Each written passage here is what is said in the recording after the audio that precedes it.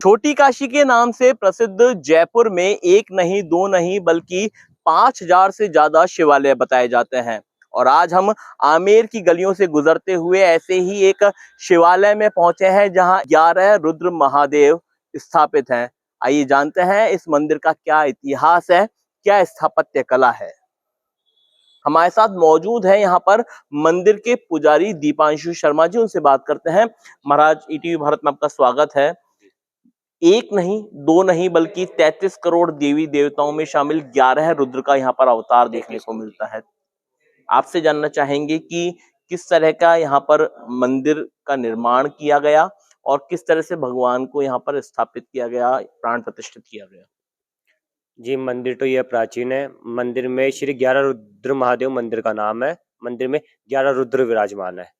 33 कोटि देवी देवता होते हैं, जिनमें से 11 रुद्र की गिनती आती है। कपाली, पिंगल, भीम, विरूपाक्ष, विलोहित, अजपाद, शास्ता, शंभु, चंड, भव, अहिबुदन्य, ऐसे करके टोटल 11 रुद्र है जो यहाँ स्थापित किए गए हैं। रुद्र को संहारकर्ता बोले जाता है। शिव और रुद्र में कोई भेद नहीं है, दोनों समान है, पर शिव शांतिमय है और रुद्र संहार करता है। तो शिव का जो उग्र स्वरूप है रुद्र, वो यहाँ स्वरूप स्थापित है। एक तो चतुर्मुखी शिवलिंग है, बाकी 3 शिवलिंग पीछे स्थापित किए गए, 4 शिवलिंग बाहर स्थापित किए गए। चतुर्मुखी मतलब है चारों दिशाओं से रक्षा करने वाले।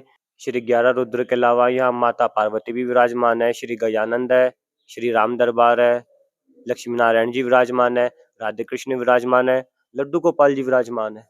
इस मंदिर में भगवान के 11 रुद्र अवतार के साथ साथ इस पूरे परिसर में पंचवटी के रूप में इसको सजाया गया है। आपको दिखाना चाहेंगे यहाँ पर भगवान को प्रिय आंवले का वृक्ष, बेलपत्र, केले का पेड़, कल्प वृक्ष और दूसरे जो तमाम जो पेड़ हैं उनको यहाँ पर लगाया गया था। इसके अलावा यहाँ का जो स्थापत्य कला है वो भी विशेष जैन शैली में देखने को मिलता है।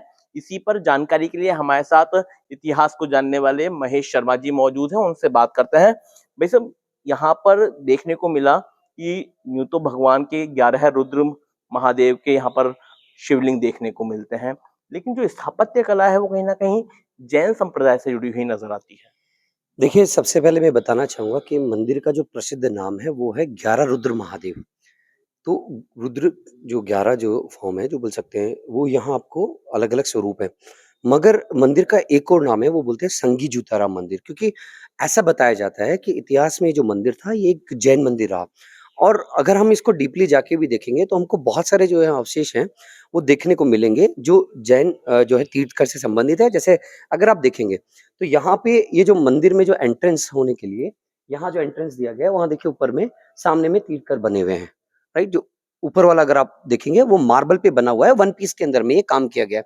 इसके अलावा अगर हम देखते हैं तो पीछे की तरफ जब मेरे यहाँ आप देखेंगे तो ये 24 खिड़कियां बनी हुई है। जो 24 मेन जो जैन तीर्थकर जो हुए उनकी जो हम लोग बोल सकते हैं मूर्तियां रखने के लिए अलग-अलग जो है वो बनाए गए। आप किसी भी जैन टेम्पल में अगर आप जाते हैं तो आप देखेंगे वहाँ मेनली आपको 3 शिखर देखने को मिलते हैं। तो इस मंदिर के जो है वो 3 शिखर भी हैं। तो इस मंदिर को 3 शिखर के मंदिर के नाम से भी जाना जाता है। तो 11 रुद्र महादेव, 3 शिखर मंदिर और संगी जूताराम मंदिर, ये इस मंदिर के नाम है।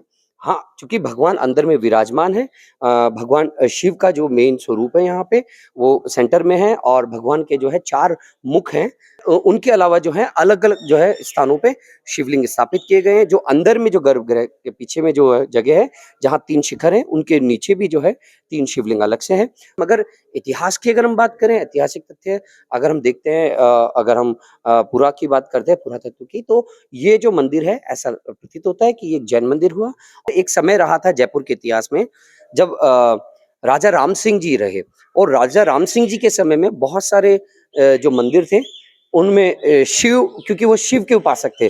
अगर आप राजा राम सिंह जी को अगर सर्च करेंगे गूगल पे जाकर के भी, तो आपको राम सिंह जी का जो समय था वो 1835 से 1880 के बीच का था और वो शिव के उपासक थे। वो त्रिकाल संध्या करते थे।